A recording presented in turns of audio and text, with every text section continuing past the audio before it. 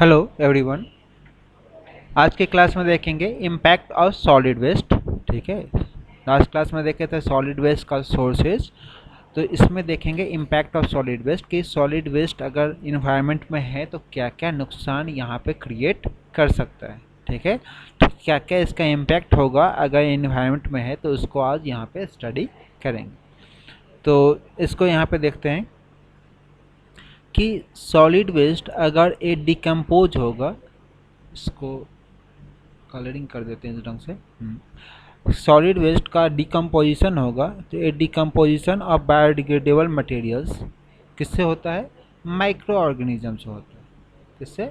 Micro organism से यहाँ पे बायोडिग्रेडेड में टूटता है। ठीक है, इसका मॉलिक्यूल्स डिकम्पोज होकर टूटेगा तो इसको कंज्यूम करेगा माइक्रो ऑर्गेनिज्म, और उसके बाद वो कुछ टाइम बाद क्या होगा, सॉइल में नॉर्मल फॉर्म में मिक्स हो जाएगा। ठीक है, तो इसके जितने भी अगर कोई खाने का पदार्थ है, इसमें कार्बन एंड हाइड्रोजन का पार्ट है, तो इसका मॉलिक्यूल्स टूट के और सिंपलर फॉर्म में यहाँ पे बन जाते हैं।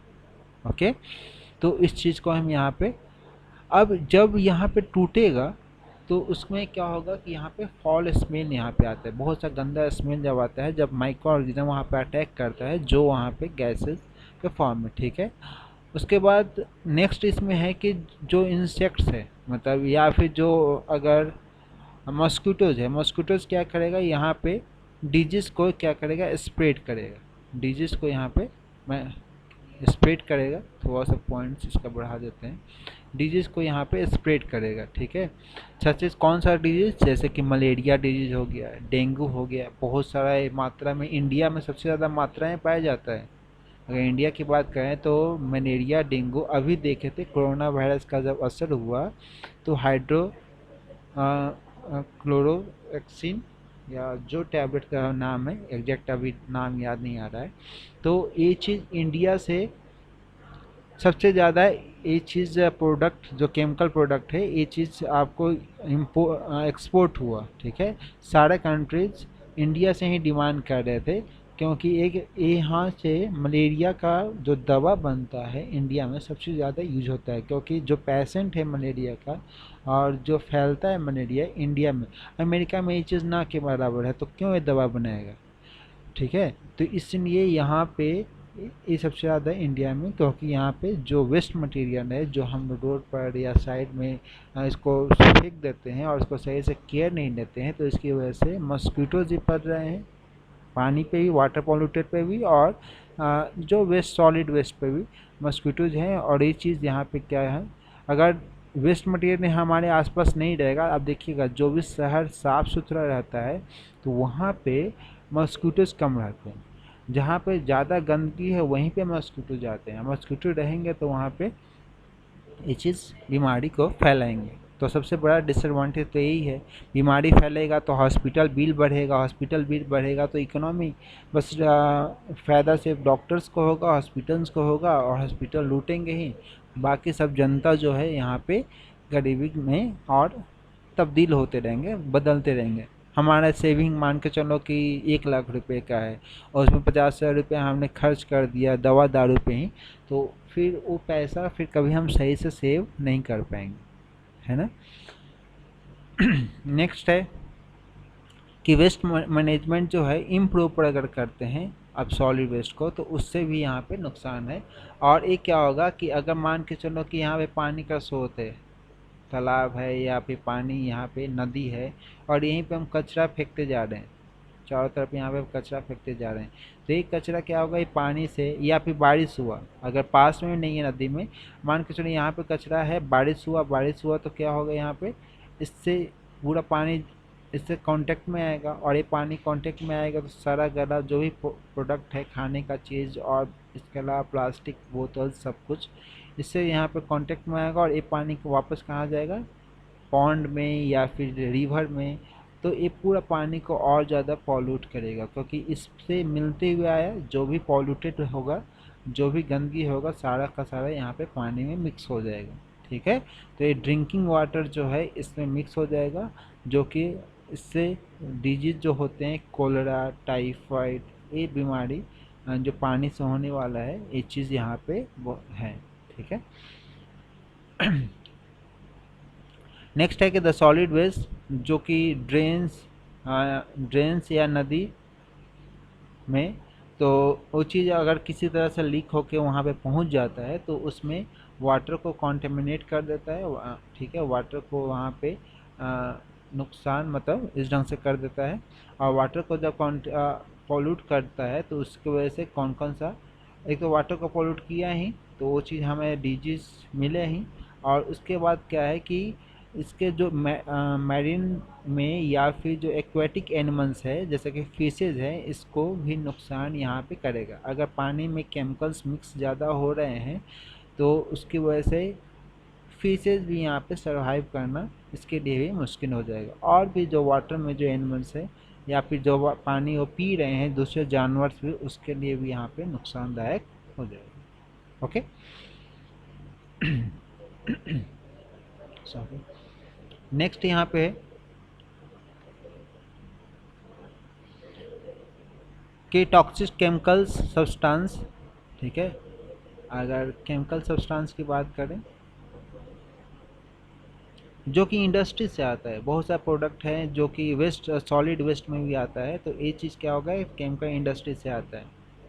एग्जाम्पल के लिए कि जो फर्टिलाइजर्स यहाँ पे बना रहे हैं एग्रीकल्चर के लिए, तो वहाँ पे उसका वेस्ट प्रोडक्ट भी अगर आएगा, कट्टे ही आए, उसका जो पैकिंग होता है बोरा ही है, ठीक है, या प्लास्टिक का ही है, तो उसमें भी कुछ ना कुछ केमिकल्स रहेंगे, उसको हम फेंकेंगे कहीं ना कहीं, वो हवा में ही रहेंगे, मतलब कहीं ना कहीं रहेंगे, उसका पार्टिकल्स ज़मीन पर ही रहेंगे, या अगर विंड के साथ वो पार्टिकल्स उड़ेंगे तो हवा में भी यहाँ पे पॉल्यूट करेंगे, वाटर के साथ अगर मिलेंगे तो वाटर को ही पॉल्यूट करेंगे।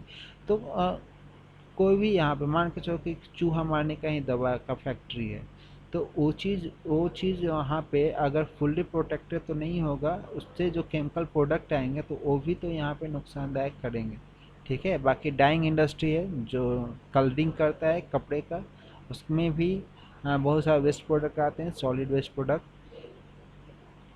तो ये क्या करेंगे, अगर ये कहीं ना कहीं लंबे टाइम तक अगर एक जगह जमा हो रहे हैं, ये अपना जो भी इंडस्ट्री से वेस्ट प्रोडक्ट कहीं ना कहीं इसको फेंकेंगे, और ये फेंकेंगे तो यहाँ पे जमा होते जा रहे हैं। अब जो पानी इससे कांटेक्ट में आएगा और ये पानी अगर नीचे की तरफ जाएगा तो अंडरग्राउंड वाटर में भी क्या करेगा ये चीज़, या फिर पॉल्यूट करेगा, या फिर जो नदी या तालाब इसके आसपास है, हमने बताया कि बारिश से जो घुल के आएगा तो यहाँ से इसको पॉल्यूट करेगा। और वाटर एक बार कॉन्टेमिनेट हो गया, पॉल्यूट हो गया, तो ये चीज़ फिर हमें जो अगर पीने वाला पानी है और पियेंगे या कोई भी ऑर्गेनिज्म उसको पिएगा तो इससे नुकसान यहाँ पे होगा, ठीक है। नेक्स्ट है कि बर्निंग ऑफ सॉलिड वेस्ट। अगर बहुत सारी चीज़ हम क्या करते हैं कि बहुत ज़्यादा वेस्ट प्रोडक्ट जमा जब हो जाते हैं हमारे आसपास से भी, अगर प्लास्टिक या कोई चीज़ अगर बहुत ज़्यादा जमा हो जाता है तो हम क्या करते हैं, सबको यहाँ पे झाड़ू देकर इकट्ठा करते हैं, और इकट्ठा करके हम इस पर क्या लगाते हैं, आग लगा देते हैं। अब जब आग लगाएंगे तो प्लास्टिक है, रबर्स है, ग्लास है, कैन है, ठीक है, डिओड्रेंट का कैन, या फिर कोल्ड ड्रिंक का बोतल्स है, या ग्लासेस है, दवाई का ग्लासेस है, दवा पैकिंग, या प्लास्टिक सबसे कॉमन चीज़ है जो प्लास्टिक हम जो डेली यूज कर रहे हैं, तो इस सबको हमने आग लगा दिया। इससे क्या होगा कि जो केमिकल्स हवा के फॉर्म में जो केमिकल्स निकलेंगे तो ये एयर को पॉल्यूट करेंगे, और ये पॉल्यूशन कहीं ना कहीं हम स्मेल करें, मतलब हम ब्रीथ करेंगे, तो ब्रीथ जब करेंगे तो ये हमारे लिए बहुत ज़्यादा हार्मफुल हो जाता है, ठीक है, हमारे लंग्स में जाएगा और यहाँ पे ये असर करेगा, रेस्पिरेशन में यहाँ पे डिजीज़ होगा, जो हमने पहले डिस्कस किया है एयर पॉल्यूशन में। ओके, तो ये यहाँ पे दिक्कत है इसका। नेक्स्ट है कि सॉलिड वेस्ट जो हम dumped in the water body, बहुत सा चीज़ है जो हम क्या करते हैं कि अगर हमारे पास एक्स्ट्रा सॉलिड वेस्ट है तो हम क्या करते हैं, इसको डायरेक्टली पानी में फेंक देते हैं, ठीक है। देखिए न्यूक्लियर वेस्ट है, बहुत सा कंट्री क्या करते हैं, न्यूक्लियर वेस्ट है, न्यूक्लियर पावर प्लांट है, तो उसको कहाँ फेंके, तो कहीं समुद्र में जाकर उसको फेंक दिए। या इंडस्ट्री को अगर सॉलिड वेस्ट है तो उसको क्या किया, उसको पानी में, नदी में, बहता हुआ नदी में जाकर उसको फेंक दिया ताकि वो बह जाए। या हम लोग ही अगर कोई इंसान, हिंदू रीति रिवाज में कोई आदमी अगर मरता है तो उसमें क्या होता है कि जब मर रहे हैं तो उसको जलाया जाता है, जलाकर उसको घाट किसी नदी में जाकर उसको फेंक दिया जाता है। तो उसको यहाँ से फेंक कर, तो इससे क्या होगा, यहाँ पे एक इससे पॉल्यूशन यहाँ पे होगा। ठीक है, तो ये चीज़ यहाँ पे तो पॉल्यूशन एक तरह से हो गया। इसके अलावा क्या होगा कि अगर ये चोकिंग हो गया, पानी अगर इसका ये है, पानी का बॉडी है और ये चीज़ इसको चॉकिंग कर दिए, इसको बांध दिए, ठीक है, इसको अगर मान के पूरा जमा हो गया तो पानी अब कहाँ जाए। अगर कोई नाली है, नाली या नाला या फिर पॉन्ड है, अब पानी से फ्लो हो रहा है, अब इसको चॉक कर दिए तो पानी ओवरफ्लो होगा यहाँ से नाला से, और ये चीज़ हमारे घरों में घुसेगा। ठीक है, घरों को घुसेगा, वाटर का लॉगिंग होगा, वाटर लॉगिंग यहाँ पे होगा। जब भी बहुत तेज़ बारिश होता है तो क्या होता है, बड़े बड़े शहर जैसे मुंबई हो या पटना हो या कहीं भी हो, तो वाटर का लॉगिंग होता है। या फिर हर साल देखते हैं बिहार में कोसी नदी से बाढ़ आता है, तो वाटर का फ्लो अगर सही से उसको सही से डिजाइन नहीं करेंगे कि वाटर का फ्लो किस डायरेक्शन में जाएगा, कहाँ जाएगा, तो यहाँ पे क्या होगा, उसकी वजह से यहाँ पे फ्लड भी आ सकता है। जो कि फ्लड या फ्लड से ज़्यादा अच्छा वो शब्द होगा वाटर लॉगिंग। ठीक है, फ्लड तब आता है जब नदी से फ्लो हो गया। वाटर लॉगिंग होगा कि अगर जो ड्रेनेज है जाम हो गया, कहाँ से जाम हो गया, जो सॉलिड वेस्ट जाम हो गया नाले में, जो ड्रेनेज सिस्टम में, तो पानी इसमें जाएगा नहीं, पानी रोड पे आएगा।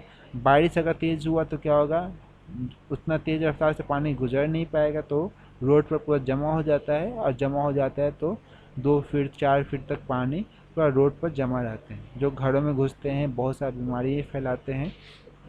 तो ये रोड को अफेक्ट करेगा, ड्रेन्स को अफेक्ट करेगा, और रेसिडेंशियल एरिया को यहाँ पे अफेक्ट करेगा। ठीक है, तो ये चीज़ था यहाँ पे कि क्या इम्पैक्ट हो सकता है। Thank you.